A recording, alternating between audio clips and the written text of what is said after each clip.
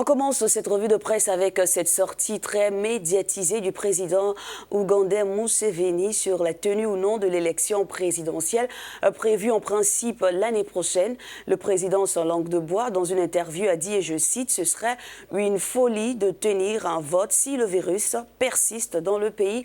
Une déclaration qui a mis le feu aux poudres sur les réseaux sociaux et dans le camp de l'opposition qui le considère comme un homme autoritaire accroché au pouvoir. En effet, l'Ouganda a enregistré à ce jour un peu plus de 120 cas positifs et aucun décès.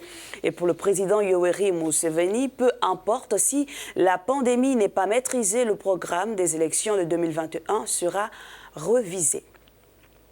Et puis une mutinerie avait éclaté hier à la prison de Lomé après que des détenus ont refusé d'accueillir de nouvelles personnes déférées en pleine crise du Covid-19.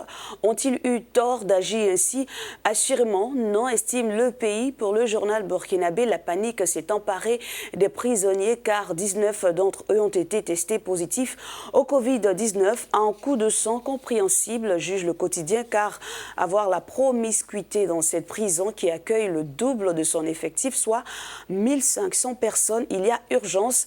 Et comme solution, le pays propose, et si les autorités togolaises profitaient du Covid-19 pour gracier certains détenus afin de désengorger cette prison tristement célèbre. Reste à savoir si le message sera entendu. Et on termine avec cette une du Tchad. Des détenus se sont évadés lundi de la maison d'arrêt d'Amisséné.